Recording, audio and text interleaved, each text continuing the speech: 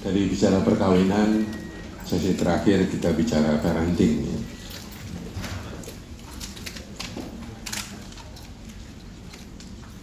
Salah satu sumber masalah kita, terutama aktivis dan hamba Tuhan, adalah masalah parenting.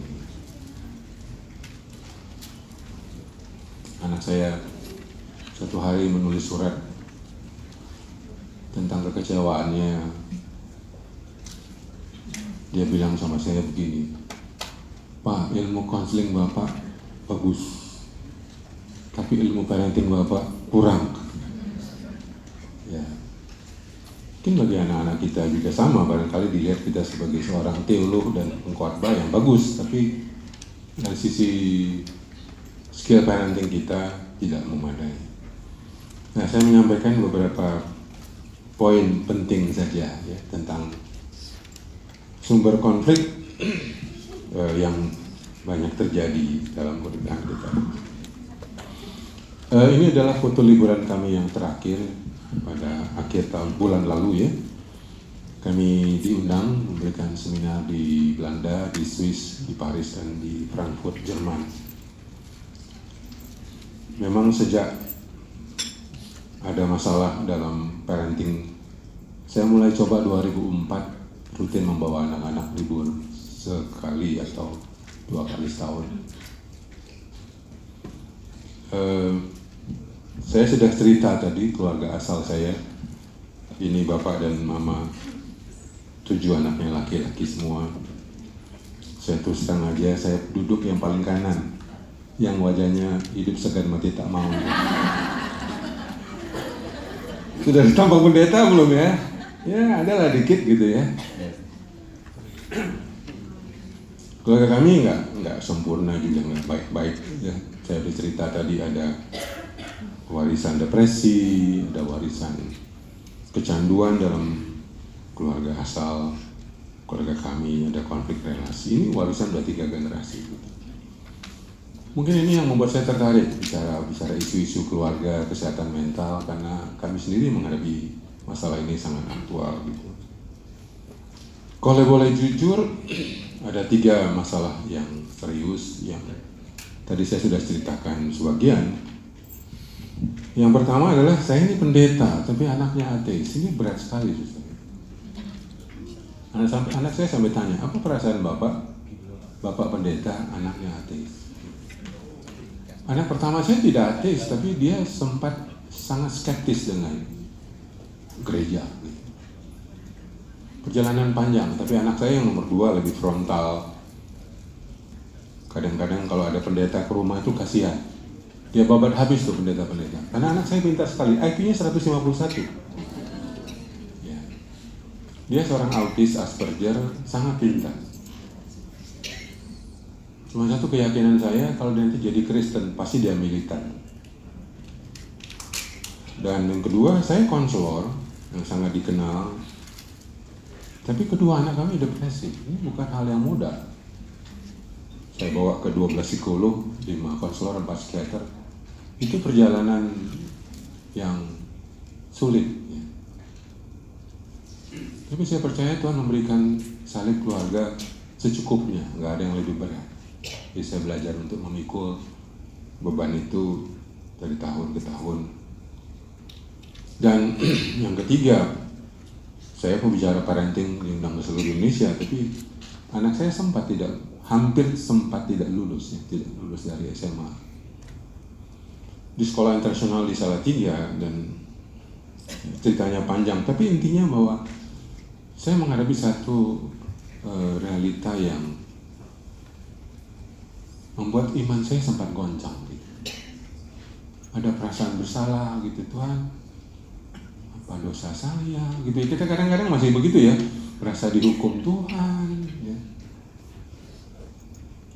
Tapi Tuhan menguatkan saya dengan banyak sekali firman Tuhan, dan saya belajar melewati lembah-lembah kekalaman seperti Mazmur 23 ayat yang keempat. Sekali kalau aku berjalan dalam lembah kekelaman, aku tidak takut bahaya. Dan saya percaya ini menjadi duri dalam keluarga kami, seperti kata Paulus, supaya kita tidak sombong. Saya ingat 2012 saya sempat sombong, saya pembicara yang sangat terkenal. Saudara bisa tahu, saya terbang 130 kali setiap tahun. Terbang ke sana, ke sini, dalam luar negeri.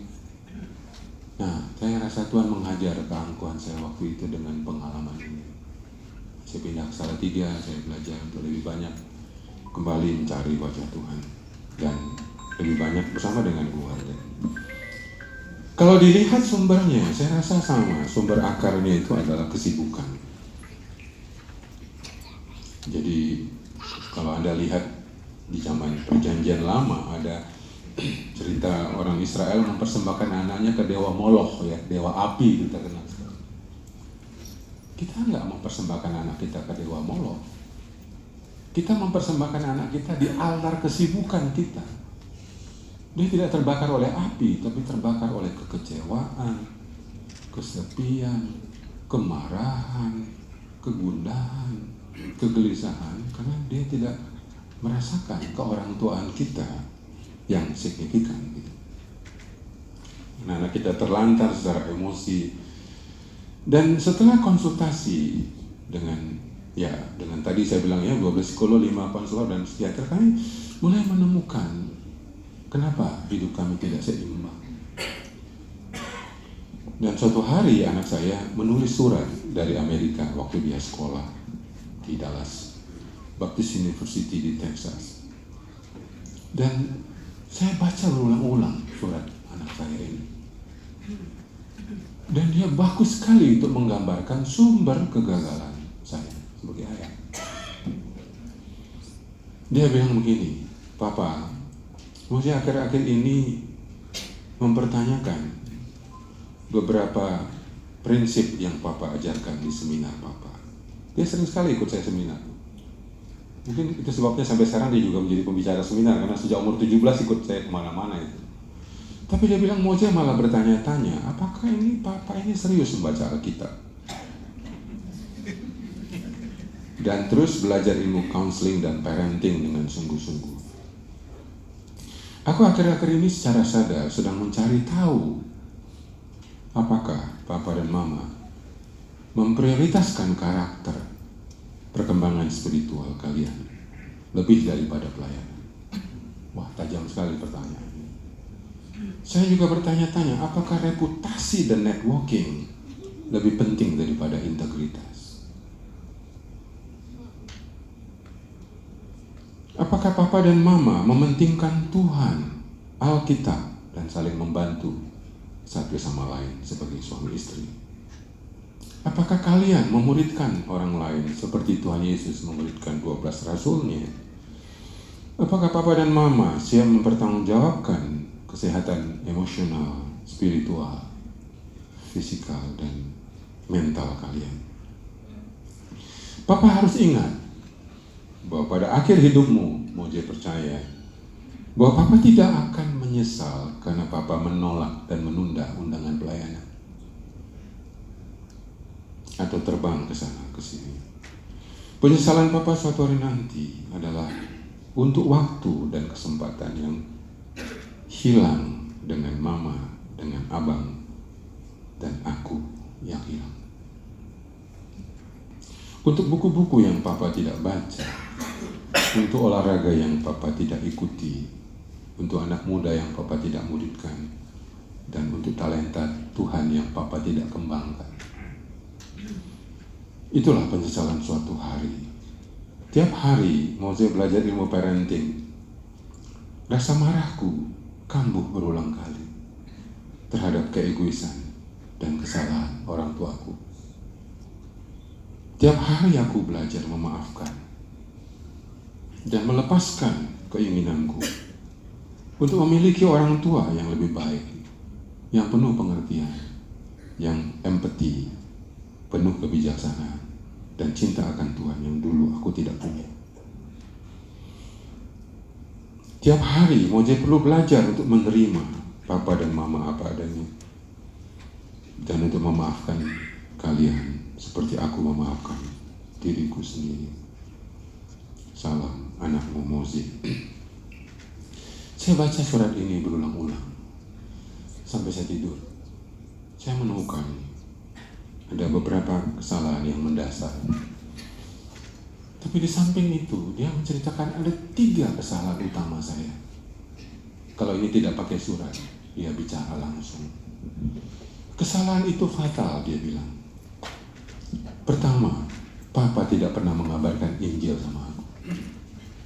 Papa pergi kemana-mana mengabarkan Injil, tapi kau tidak pernah mengabarkan Injil sama aku. Papa punya ribuan murid di banyak kota dan negara, tapi Papa tidak pernah memuridkan aku di rumah. Kamar kita cuma 1 tembok. Papa pergi ke sana ke sini, lupa anakmu di rumah. Yang ketiga, Papa tidak pernah menemani aku baca Alkitab. Papa tiap tahun, kalau aku ulang tahun, Papa belikan aku Alkitab, tapi Papa biarkan aku baca Alkitab sendiri dengan otakku yang terbatas. Wah, saya dengar itu, betul. Betul.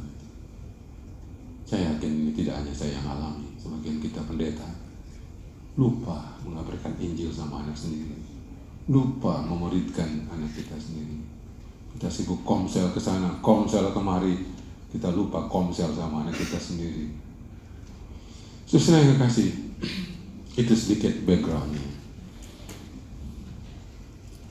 Kemarin saya diundang memberikan topik ini di GPCC di Jakarta, hampir 600 yang ikut.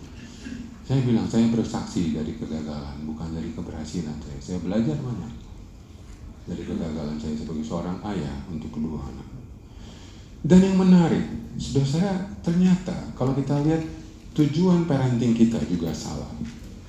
Bukan hanya tujuan perkawinan kita yang salah tadi, tapi juga tujuan parenting. Saudara, budaya telah mengajarkan banyak konsep yang salah. Kita mengajarkan anak kita sukses supaya dia bisa membanggakan, bisa nanti suatu hari kerja, bisa menggantikan sumber ekonomi. Banyak sekali motif-motif yang tersembunyi dalam diri kita. Tapi menurut Alkitab dan psikologi perkembangan mengingatkan yang paling penting adalah membangun karakter dan skill anak yang dia perlukan sampai titik di mana dia bisa berfungsi, bukan harus secara independen.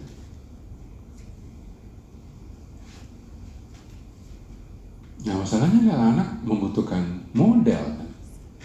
Dia membutuhkan contoh. Yang kita pikir cukup dengan kasih khotbah, kasih ayat, kasih nasihat. Nggak cukup. Waktu anak saya pulang dari musim panas dari Amerika, dia marah sama saya. Pak, kamu tuh nggak pernah mengajarkan saya misalnya nabung. Bagaimana cari uang?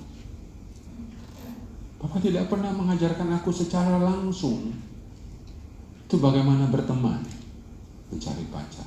Saya tanya, maksudmu apa? Dan rupanya anak saya ini kan Asperger. Ya. Kalau Asperger itu memberikan contoh itu harus jelas, detail, nggak boleh hanya 1, 2, 3. Tapi saya butuh contoh, Pak. Jadi kesulitan anak-anak kita, mereka tidak kekurangan ajaran, mereka kekurangan teladan, saudara. Saya baru mengerti, saya diberikan Tuhan seorang anak yang Asperger, yang menuntut contoh daripada teori, teladan daripada ilmu. Sampai saya kasih tahu, begini Pak, itu dari YouTube aku bisa dapat. Aku nggak butuh itu dari Bapak. Kasih contohnya, detailnya apa. Jadi saudara, sebagian anak-anak kita betul-betul membutuhkan teladan, kehadiran, lebih daripada ajaran. Dan kenapa anak saya bilang begini, Pak, kesalahan Bapak itu ada 2. Bapak kurang membaca buku parenting. Kedua, Bapak tidak punya teman diskusi tentang parenting. Siapa teman Bapak? Kalau masalah dengan aku, Bapak diskusi sama siapa? Betul juga ya. Saya tanya, siapa ya teman diskusi saya ya kalau saya punya masalah dengan anak saya? Sejak saat itu saya mulai mencari-cari, dan itu terjadi di Salatiga. Saya cari, siapa yang punya anak Asperger gitu. Saya cari-cari, Lalu diskusi sama mereka, ternyata betul itu menolong. Kita pikir doa cukup, ternyata Tuhan bilang tidak. Kau perlu cari orang, sama seperti Daud membutuhkan Nathan, Maria membutuhkan Elizabeth waktu dia bermasalah. Maka orang tua perlu bertanggung jawab, belajar parenting. Satu, untuk memutuskan rantai warisan yang salah dari masa lalu orang tua kita. Dan yang kedua adalah mencangkokkan nilai-nilai perilaku pola asuh yang baru kepada anak-anak kita. Nah, masalahnya kita karena sibuk melayani, sibuk di gereja, sibuk doa dan sebagainya, kita ini nggak mau sibuk menangani masalah anak kita. Kita titip di sekolah, kita kasih guru sekolah minggu, kita kasih guru les, tapi kita sendiri tidak mau sibuk dengan anak-anak kita sendiri. Dan suatu hari kita akan sibuk setelah dia besar nanti, baru kita pusing. Seperti yang saya ceritakan tadi. Jadi teman-teman, kita yang tidak belajar parenting dengan baik-baik, suatu hari anak kita akan bikin kita repot. Mereka menjadi pecandu alkohol, pecandu game, pornografi, depresi, self-harm, ya, upaya bunuh diri. Dan kadang-kadang kita itu karena frustrasi, kita mencoba mengatasi, tapi kita nggak bisa, kita bingung. Akibatnya apa? Kita malah bikin program gereja yang banyak gitu. Dan kita melarikan diri dengan pelayanan itu. Sampai anak saya bilang begini, Pak, aku memang pecandu game, Pak. Tapi kita ini 11-12 loh, Pak. Kenapa? Lah, Pak pecandu kerja? Aku gameaholic, kau workaholic, sama nih kita. Nah, terus kita mau kasih nasihat apa sama anak kita? Nah, saudara, seperti yang saya katakan tadi, akhirnya ya saya repot setelah anak saya remaja malah pergi ke banyak psikolog. Nah, untungnya karena saya punya komunitas relasi saya dengan psikolog, psikiater, konselor banyak. Di sini ada ratusan konselor psikolog yang saya punya. Saya tinggal akses yang saya anggap baik. Dan mereka lah menemani kami dalam persoalan ini. Jadi saudara jangan malu untuk mencari bantuan. Saya juga sampai pergi sekolah karena saya merasa, kenapa ya saya nggak dekat sama anak saya secara batin. Saya lebih suka ke gereja, saya lebih suka melayani, saya lebih suka pimpin konser. Tapi ketika anak saya mau dekat sama saya kok nggak begitu suka ya. Istri saya, waduh, suka ngeloni, suka ngajak ngobrol, suka ngajak cerita. Saya merasa ada batin yang kosong dalam diri saya. Saya bilang sama istri saya, Mak, saya sekolah aja deh. Sekolah apa? Sekolah konseling. Jadi kamu mau berhenti jadi gembala? Iya. Tahun 96 saya pergi sekolah. Saya merasa belum selesai sekolah S2 konseling di Reform. Saya sekolah lagi ke Satya Wacana, ambil S2 sosiologi pastoral tahun 98. Dan istri saya tanya, kau sekolah pakai apa? Kalau mama setuju kita jual rumah. Hah? Ini cicilannya belum selesai, mau kau jual kan? Karena rumah kami di Jakarta itu masih cicilannya 5 tahun. Ya saya bilang kalau kamu setuju, aku berdoa dulu katanya. Dia berdoa dulu. Lah dia berdoa, gimana mas setuju? Ya lah, kalau ada panggilan mau jadi konselor, kita jual rumah. Tapi langsung beli rumah kecil ya di Salatiga ya. Jadi kami belilah rumah kecil di Salatiga tahun 2000. Saya sekolah lagi di Satya Wacana. Saya rasa sekolah 4 tahun itu menyadarkan saya bahwa masa lalu saya sangat berat untuk saya tidak selesaikan lebih dulu sebelum menolong anak-anak saya. Jadi mahal, ya sebelum terjadi masalah, sebaiknya sekarang sibuklah dengan anak-anak. Dan kalau ditanya sumber masalahnya apa, ada 3 yang besar. Saya kira satu adalah karena saya sendiri tidak menikmati masa kanak-kanak saya. Kalau istri saya cerita masa kanak-kanaknya, saya iri. Dulu papa saya ajak saya ke Sukobuku, bawa jalan naik mobil. Saya nggak ada itu. Saya sama ingat waktu kecil saya katanya diayunin, dikasih apa itu namanya yang kayak sarung itu ya. Ayun itu ya, jadi kencing di situ, ngompol di situ, di situ. Kan di zaman dulu kan gitu kan. Kita bisa main sendiri, nggak ada teman saya. Main ayunan sendiri. Saya nggak menikmati. Ayah saya pulang dalam keadaan mabuk. Ibu saya juga sama, minum. Jadi masa kanak-kanak saya itu suram. Nggak ada yang indah untuk diceritakan. Jadi dari sini saya percaya bahwa orang yang tidak menikmati masa kanak-kanaknya akan sulit menikmati anak-anaknya. Mari kita baca bersama-sama. 3, 2, 1.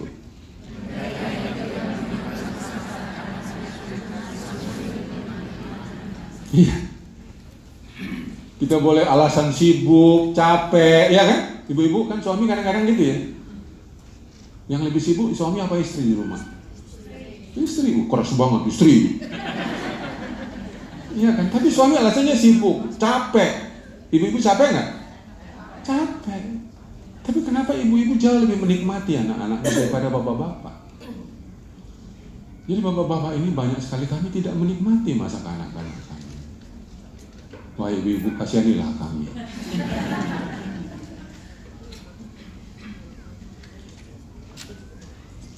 Jadi bukan salah sekolah, salah guru les, salah antar jemput. Kita suka menyalah-nyalahkan. Oh ini gara-gara teman les. Enggak, itu gara-gara kita nggak dekat sama anak kita.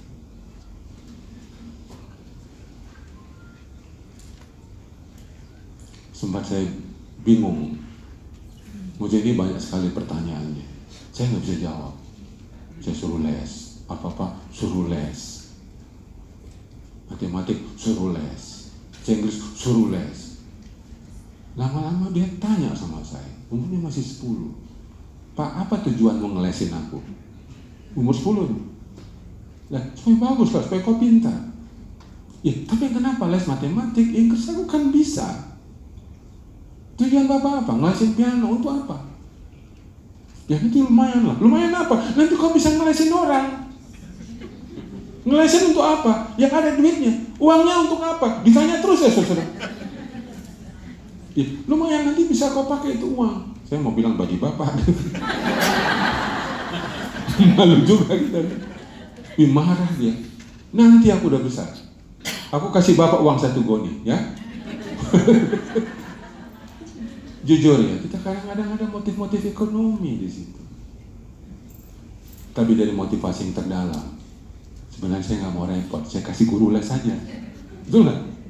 Supaya dia ada temennya di rumah gitu, saya bisa pergi ke sana ke sini, lesin catur, semua dilesin. Kita nih kadang-kadang memanipulasi anak-anak kita untuk kepentingan kita.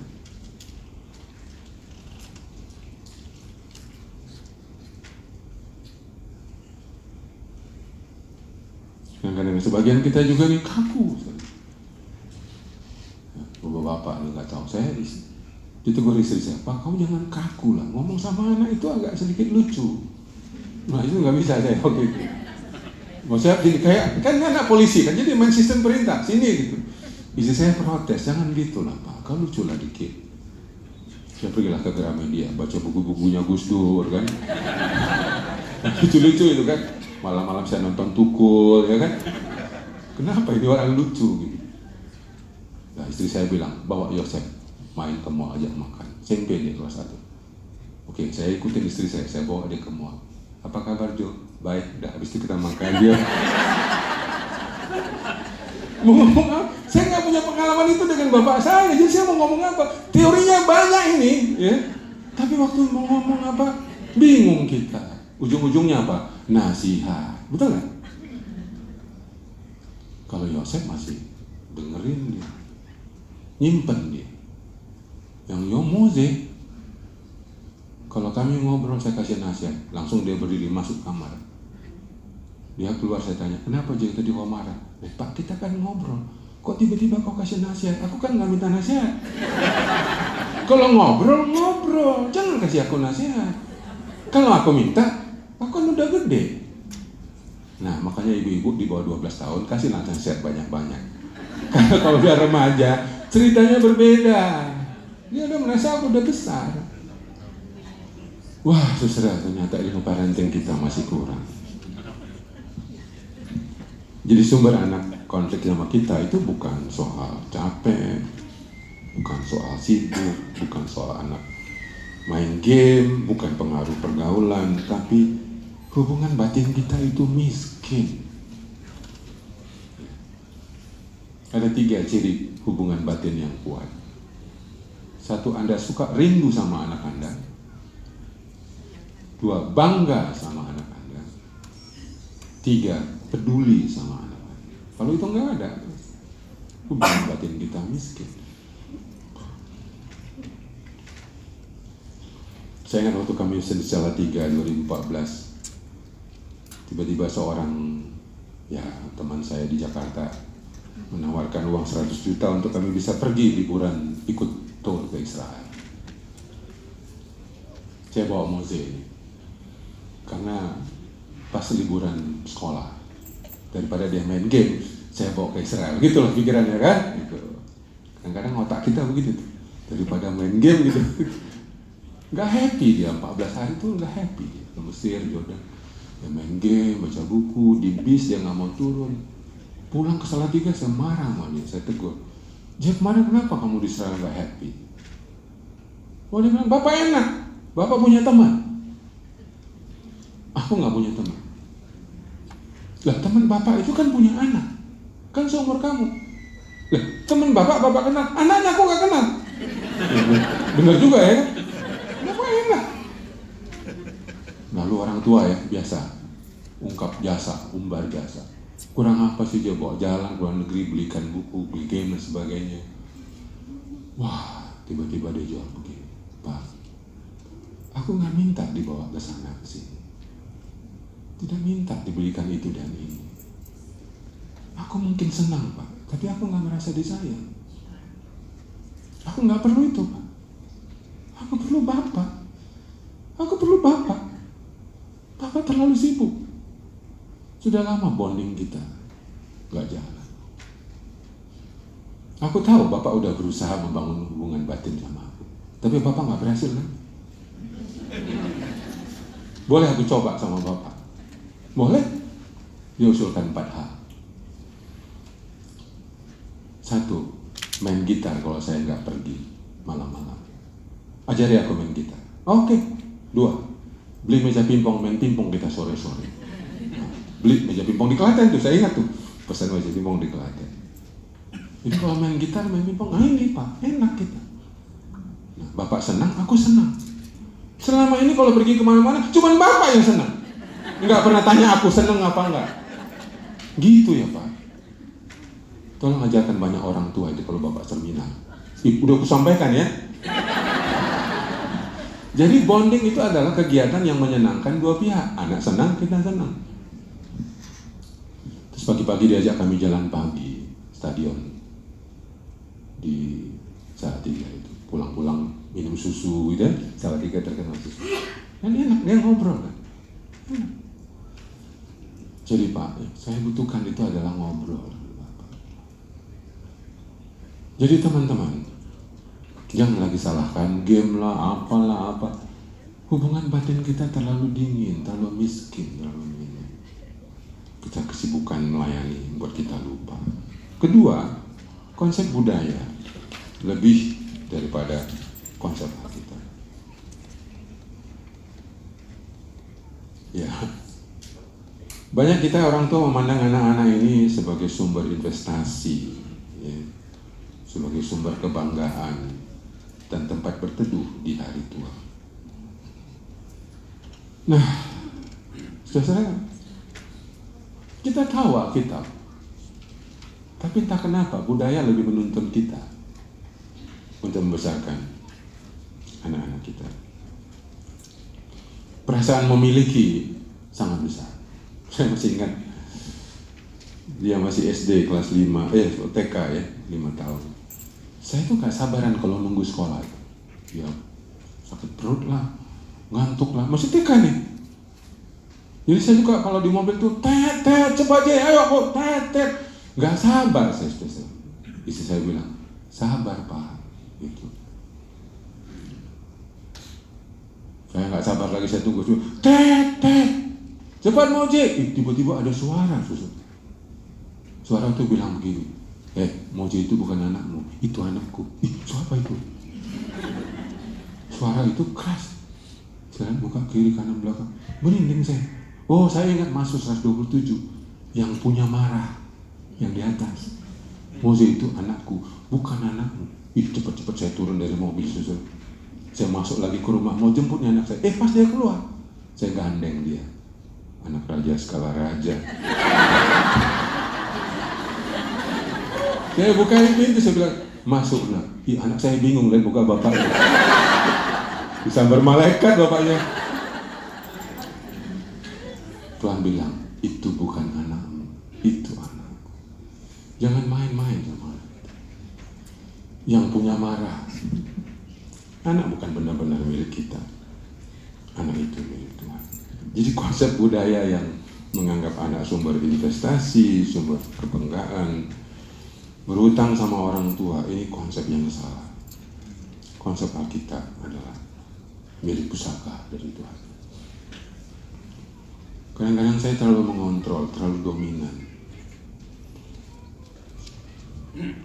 Pernah saya satu hari frustrasi, mungkin 2015 kali ya.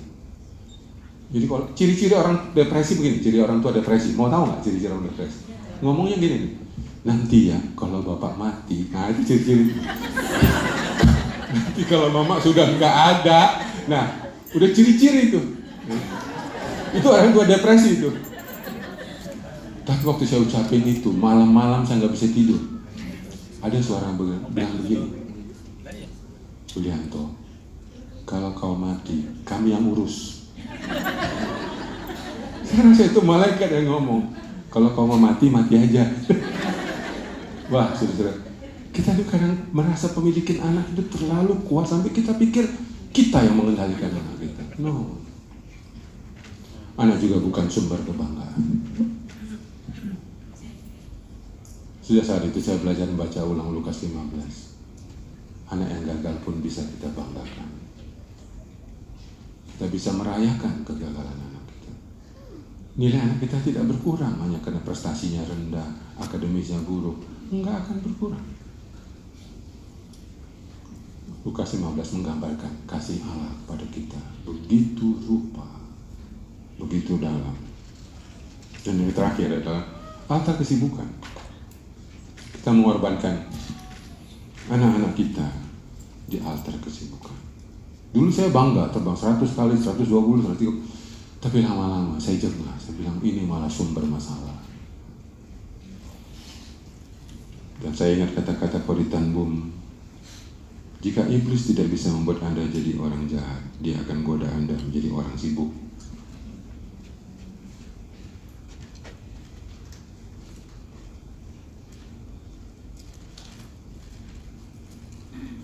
Saya harap mulai hari ini Anda membuat kalender keluarga. Kalender harian mungkin 15 menit sehari cukup. Anakku nggak minta waktu banyak-banyak. Asal konsentrasi, fokus, dan lihat mata anak. Saya rasa kesalahan saya yang besar adalah saya hampir tidak pernah melihat mata anak saya yang bungsu. Melihat mata anak itu sangat penting, eye contact.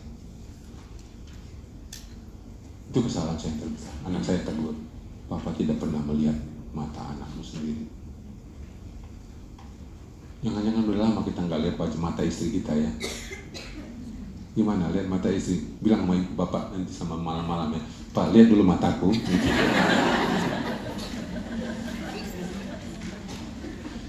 Enggak gampang.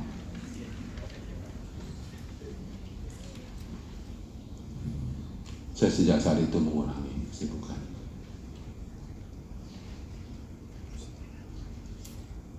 Nah, setelah mungkin karena waktu yang terbatas, saya ingin menyampaikan beberapa seni parenting yang dibutuhkan anak. Yang pertama adalah orang tua yang memahami anak. Ya. Bukan hanya tahu, ya, tapi memahami. Seberapa dekat kita dengan kebutuhan anak-anak dari perspektif anak-anak? Dari dari cara pandang anak-anak. Yang masih kecil, tidak berdaya, nggak banyak tahu. Tapi setelah anak itu butuh sekali dipahami.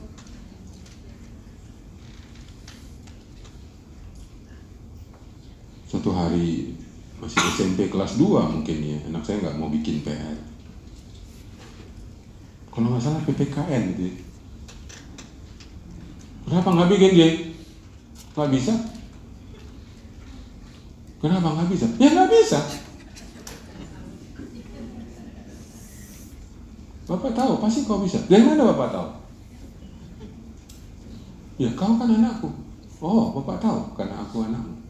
Coba sebut 3 nama temanku. Diuji langsung. Saya mikir, tuh kan Bapak nggak tahu kan?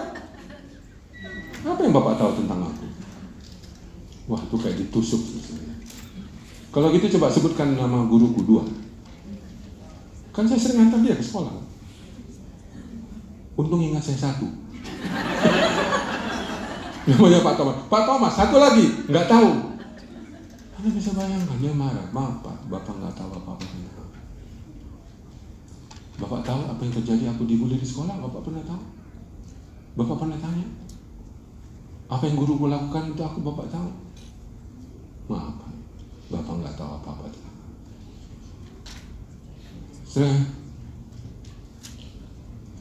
Orang tua yang tidak banyak tahu, lebih banyak menuntut, ngontrol.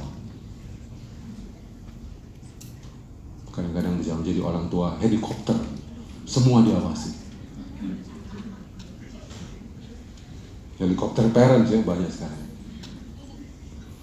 Nah yang kedua, anak-anak itu senang sekali kalau dia bisa ditemani dalam suka dan dukanya.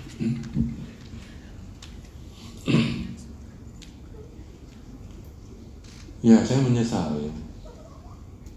Anak saya waktu dia SD kelas berapa? 4. Kadang-kadang minta tidur satu kamar.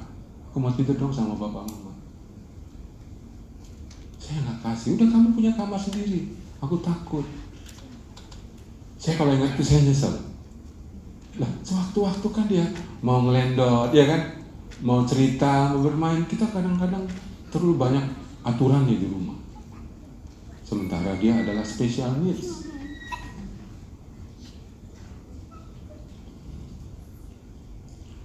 Ada masanya anak-anak kita mungkin lagi stres, dia nggak mau belajar, dia mau main, dia mau diam, dia mau di kamar. Kadang-kadang kita tidak izinkan. Kita anggap dia selalu dalam kondisi yang baik dan dalam kondisi yang normal.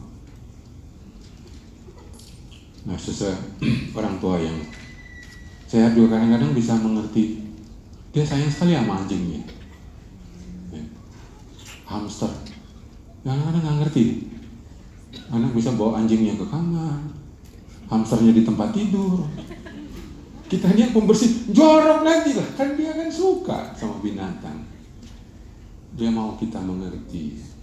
Itu ada binatang kesukaannya. Kadang-kadang anak-anak kita itu remeh-temeh ya, tapi kita anggap apa ya? Kita menuntut dia menjadi orang yang normal. Sempat anak sulung saya pulang dari sekolah, dia sempat depresi di Manila. Dia izin sama saya, Pak boleh nggak saya nggak kerja dulu? Kenapa? Aku mau sembuhkan depresi dulu. Oh, oke, gitu. Setahun lebih kurang kami ngobrol, bawa jalan, bawa dia berobat, sampai dia bisa bekerja dengan baik. Jadi kita tidak fokus pada kita sebagai orang tua, tapi kita fokus sama anak kita. Yang ketiga, sesuai yang anak-anak butuh orang tua yang pemaaf.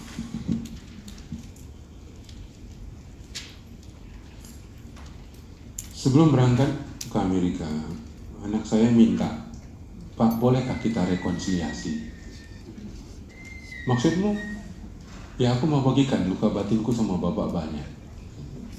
Oh boleh? Kami ngobrol. Dia bilang aku nggak mau bawa luka batinku ke Amerika, nanti aku depresi. Dia cerita lah luka batinnya, ya banyak sekali. Salah satunya adalah dia nggak senang kalau kami lagi konflik, saya diamin dia. Bapak nggak boleh begitu, Bapak nggak gentleman. Ya konflik gitu. Setelah dia cerita banyak, saya tergoda juga menceritakan. Saya diam-diam mempunyai luka dan kekecewaan, kemarahan sama dia. Cuma saya nggak pernah ngomong gitu. Kau udah J? Udah. Aku juga punya kemarahan sama kau J. Nah orang Batak nggak gampang. Anda boleh tanya orang Batak. Orang Batak susah bicara perasaannya, apalagi yang jelek. Aku juga dari kau kecil. Kami cerita, saya berbagi apa yang menjadi luka saya, dan saya cerita, Bapak kadang-kadang kalau Bapak kamu tolak, Bapak menjadi marah sekali. Saya ceritakan luka saya dengan kakeknya, opung Moje. Dan ternyata itu menyembuhkan. Sambil bilang, Moje senang Bapak cerita luka batin. Ternyata kau korban dari kakekku juga ya. Bapak dilukai oleh kakek, Bapak melukai aku. Nanti aku tidak lukai anakku Pak, cukup di aku saja. Ini namanya generasi penerus. Dan saudara yang kekasih, dia sempat tulis surat waktu tahun kedua dan sekolah di Dallas. Dia bilang begini, pertumbuhan dan kesembuhan luka Mozi paling terasa saat aku sadar bahwa apa yang Bapak dan Mama lakukan di masa lalu itu demi kebaikanku, bukan untuk kesenanganku ataupun demi kesenangan Papa dan Mama. Kadang-kadang perlu bertahun-tahun kesabaran untuk memulihkan luka batin. Baik orang tua maupun kita sebagai anak perlu sabar. Bibit-bibit baik yang ditanam dalam diri anak suatu hari akan tumbuh besar dan berbuah. Seperti apa yang Papa dan Mama tuliskan dalam buku Mencintai Yang Tak Terluka. Tidak ada luka kita yang sia-sia. Luka masa kecil bisa menjadi investasi saat kita dewasa. Bisa berempati terhadap penderitaan orang lain dan cakap mengeringkan luka sesama dengan bekas-bekas luka kita.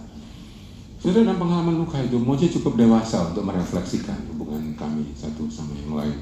Dia cerita itu sekitar tahun 2017 dan saya suka membaca surat ini. Yang keempat, nah ini penting, menerima keunikan. Nah, kalau orang tua suka pakai kata aneh, sebenarnya paling tepat sebenarnya ada unik. Saya terpukul ketika Moze bawa kertas-kertas yang bisa ditempel itu dari teman-temannya, menuliskan kesan tentang Moze. Sebagian mereka berkata, Moze ini seorang teman yang unik. Sementara saya suka memakai kata, anak saya ini anak yang aneh. Teman-temannya bisa melihat, Moze itu anak yang unik. Kadang anak kita aneh-aneh lah, makan daun tanaman hias, nggak mau makan sayur, banyak berfantasi dan berhayal, kadang-kadang suka nempel. Jadi saudara, ini adalah proses perkembangan dari anak-anak kita yang kadang-kadang galau, ya, maunya sendirian. Saya rasa kita perlu belajar untuk memberikan anak dengan keunikan ini. Tapi penyesalan saya yang lain adalah saya baru tahu dia adalah autis dan Asperger, umurnya 17 tahun. Itu dengan psikolog yang ke-9 di Malang. Saya sangat menyesal, saya tidak tahu bahwa anak saya adalah berkebutuhan khusus. Tapi dia anak yang pandai sekali. Saya sempat sharing sama Ibu Arya dan sebagainya. Dan Tuhan buka jalan dia sekolah ke Amerika, dan itu luar biasa. Tuhan memulihkan dia di sana dengan sekolah yang baik, lingkungan yang baik, gereja yang baik. Saya nggak yakin dia tumbuh baik di depan saya. Dia butuh komunitas yang lebih sehat. Sehingga ketika kami rekonsiliasi, dia bilang gini, Pak, kalau aku nggak dengar Bapak, jangan kau nggak kasih aku nasihat ajaran. Ajar Pak, itu tugasmu sebagai orang tua. Kalau nggak aku dengar, lah umur kan 17, aku remaja Pak. Tapi nanti suatu hari akan aku ingat itu. Jangan Bapak nggak ngajarin aku. Tenanglah Bapak, nanti suatu hari aku ingat itu ajaran Bapak. Justru mungkin kita udah frustrasi kadang-kadang, udah malas ngomong sama anak kita. Tapi anak kita bilang, Pak, itu tanggung jawabmu, ajar aku. Membangun bonding tadi saya sudah sampaikan kepada kita. Nah yang ini, jangan jadi orang tua yang jaim gitu. sok baik, ya kan? Apalagi sok pendeta. Ya kalau lihat muka Anda ini pendeta tapi bekas orang nakal semua ini. Iya, kelihatan dari mukanya ada sisa-sisa lah. Di suatu hari ada si Ucok yang dimarahin bapaknya karena main game. Udah dia besok mau ujian. Mamanya kasih nasihat, udah lo Ucok, berhentilah kau main game. Gak mau, udah berhenti. Gak didengarin mamanya. Pulang-pulang jam 11 bapaknya diaduin sama mamanya. Anakmu si Ucok itu main game aja terus kerjanya. Kau tegur dulu itu. Marahlah bapaknya. Kenapa kau cak main game terus? Belajar enak. Besok kau ujian. Gimana kau menjadi sukses? Lihat bapak ini. Nggak akan sukses kalau bapak nggak rajin belajar. Berapa hari itu aja kata-kata bapak. Kau nggak akan bisa jadi sukses. Mesti tekun kau, rajin kau belajar.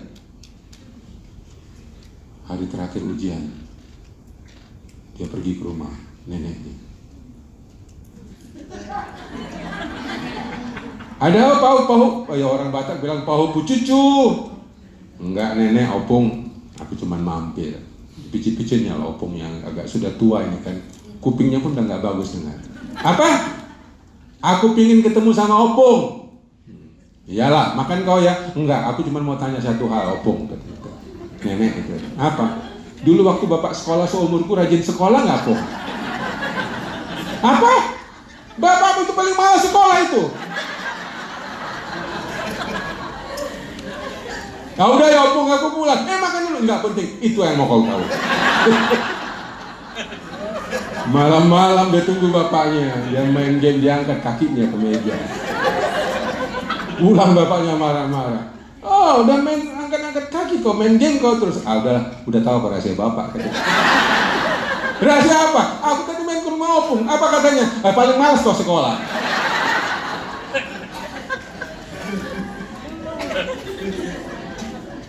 Anak-anak nggak butuh orang tua sempurna loh. Dia cuma butuh orang tua yang jujur. Suatu hari anak saya temukan HP saya. Pak, ini ada konten pornografi. Bapak yang nonton ya? Saya jawab ya. Oh oke, thank you Pak. Coba kalau saya bohong sama dia, dia nggak akan percaya sama saya. Saudara nggak perlu bohong, anak kita paling tahu.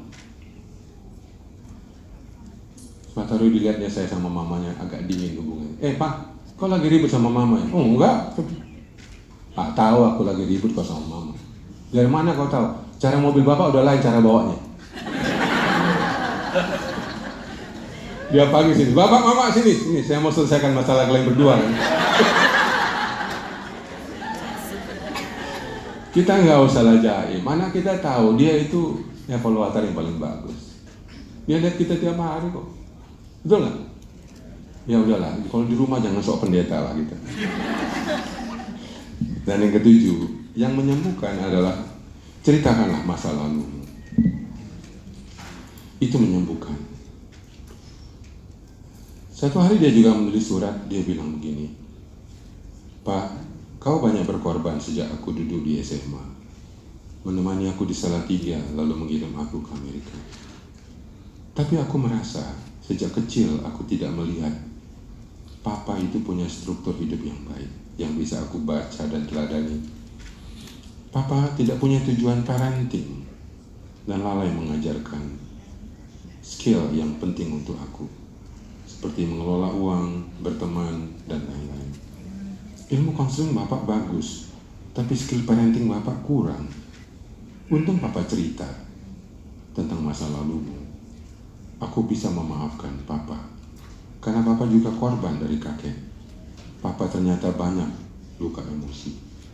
Selain itu Papa berjuang membesarkan LK3. Salam dari Mozi. Saya bercerita sama anak saya tentang masa lalu saya yang buruk. Suatu hari, saya rasa hubungan kami membaik setelah saya cerita waktu SD saya merokok. SMP saya banyak minum alkohol, pakai marijuana, judi. Tiba-tiba dia bilang, Pak, lumayan aku dong Pak. Kenapa J? Aku cuma main game. Yang lainnya gak aku sentuh itu Pak.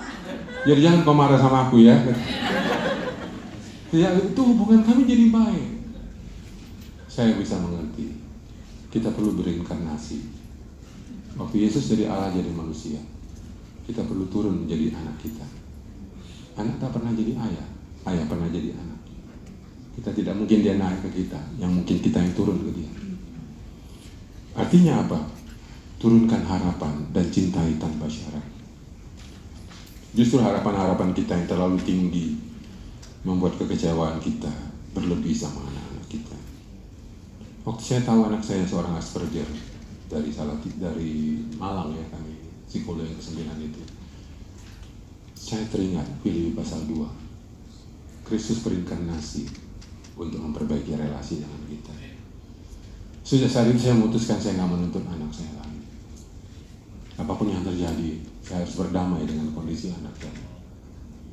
Sampai di Salatiga, dia tanya satu hal. Untungnya saya sudah bersiap menjawabnya. Dia masuk ke kamar, Pak, ada yang mau kutanya sama Bapak. Tanyalah, enggak. Ke ruang tamu kita mau bicara. Oke.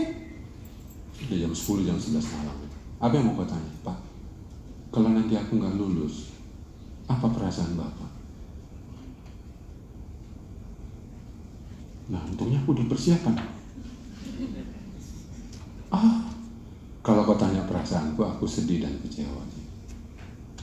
Tapi kau jangan takut.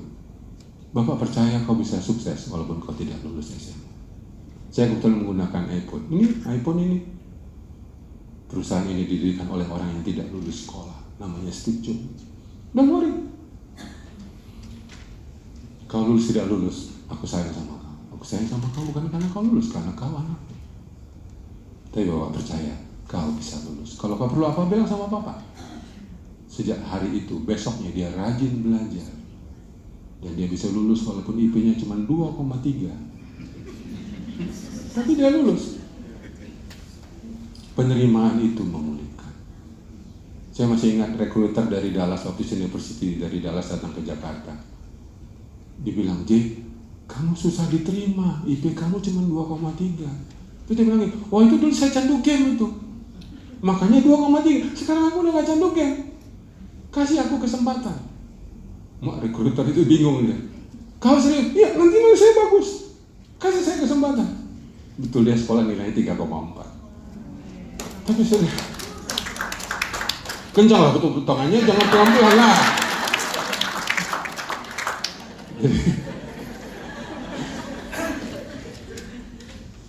Jadi saya belajar dari kisah Lukas 15, ayah itu mencintai tanpa syarat. Syaratnya sekarang Anda rencanakan, ajak anakmu ngobrol. Kasihlah anakmu yang paling sulit, itulah kamu deketi. Anakmu yang paling banyak masalah. Dan investasi itu memang sangat banyak. Dan di mana perlu, bicaralah lewat seorang konselor. Anda tidak bisa langsung dengan anak-anak, juga tidak bisa langsung dengan Anda. Apalagi kalau sudah remaja. Cari bantuan seorang konselor. Suatu hari anak sulung kami, Yosef, bilang begini, Pak, aku mau bicara sumber depresiku sama Bapak. Oh oke. Tapi aku nggak bisa langsung, Pak. Aku bicaranya sama-sama konselor. Boleh nggak kita bertiga konseling? Oh boleh. Gitu. Jadi kami bertemu sama konselor itu, saya, dia, sama konselor itu. Dan konselor itulah yang menceritakan, bukan anak saya, dia sudah dengar. Saya mengerti banyak lukanya, batinnya dari dia kelas 3 SD, dari kelas 4 SD, yang saya tidak pernah tahu. Waktu dia SMA, kalau dia mahasiswa saya tahu, tapi waktu dia kecil saya nggak tahu. Jadi konselornya bilang, Yosef minta saya menceritakan ini sama Bapak. Dan saya sungguh menyesali itu. Jadi kalau ada anak nggak mau bicara, karena itu lampu merah. Kalau masalah lampu hijau, dia mau cerita. Kalau isunya udah lampu merah, Anda butuh konselor sebagai mediator, fasilitator, negosiator. Di sini ada gede konselor. Anda jangan segan menemui konselor. Kita kadang-kadang perlu penengah. Boleh saya bilang 60% peran saya di ruang konseling bukan lagi sebagai konselor, tapi mediator, fasilitator, negosiator yang membantu banyak orang tua yang tidak bisa bicara sama anak atau satu sama yang lain. Saya rasa itulah beberapa poin yang sangat penting. Sebelum kita tanya jawab, saya ingin menutup pertemuan ini dengan beberapa poin yang penting. Satu adalah Lukas 15 menceritakan Allah itu adalah orang tua yang baik, yang bisa berempati, berbelas kasih, pengampun, lambat marah, dan seterusnya. Setiap kita perlu belajar dari kasih Allah di dalam Lukas 15 itu. Dia setia mendampingi, tidak mementingkan diri sendiri. Anak saya sampai bilang, waktu saya tidak pergi kemana-mana, saya menolak banyak undangan. Dia bilang begini, thank you ya Pak, kau sudah pulang ke rumah. Kalau dulu ada anak yang hilang, sekarang banyak bapak yang hilang. Hal yang tidak dirasakan oleh anak-anak di rumah. Saya bicara dari hati terdalam untuk bapak-bapak di sini. Karena banyak masalah mental anak-anak itu adalah dari bapak yang tidak hadir di rumah. Dan rekonsiliasi dengan anak butuh sekali banyak waktu, proses, usaha, bantuan, emosi, energi, dan dana yang memadai. Gak ada yang murah. Saya sempat mencari teman bicara, saya membeli buku-buku, saya ikut sekolah, menemui konselor, menemui psikolog. Begitu banyak menghabiskan ratusan hari, ribuan jam, ratusan juta. Saya jual rumah untuk sekolah. Tidak ada yang sederhana. Waktu Allah menebus kita juga bukan murah. Dia datang menjadi manusia, dia berinkarnasi. Dia menurunkan dirinya menjadi manusia, bahkan menjadi hamba dan mati di kayu salib. Itu harga yang paling mahal yang Tuhan sudah lakukan dan contohkan kepada kita. Mertua saya bilang, tidak ada anak yang sulit. Yang sulit adalah kita sebagai orang tua. Kita yang miskin skill, minim ilmu dan pengalaman dalam mengasuh anak. Jadi tidak ada anak yang sulit. Kita lah yang kesulitan mengasuh anak-anak kita. Saya berdoa semoga Tuhan akan pakai materi ini untuk menguatkan kita, dan bulan depan kami mengadakan ulang konferensi konselor keluarga di Bandung. Ya. Saya ingat tahun 2017, 2018 kita mengadakannya di hotel ini. Ya, sekitar 300 pemerhati konseling datang di bantuan Pak Arya dan Bu Ivon. Kita mengadakan di hotel ini persis. 2019 kita bikin di Jakarta. Nah, setelah pandemi 4 tahun kemudian kita bikin di Bandung. Kalau ada yang sempat datanglah. Sudah 500 yang mendaftar, kita targetkan 700 peserta, membahas 40 tema yang aktual di ruang counseling dengan 40 pembicara yang datang dari dalam dan luar negeri. Saya berdoa semoga ada yang bisa ikut. Ya, saya rasa itu saja yang saya bisa sampaikan. Tidak akan masuk tanya jawab selama setengah jam. Pak Andi, saya silakan. Ya. Gimana, bagus? Tepuk tangan. Ya,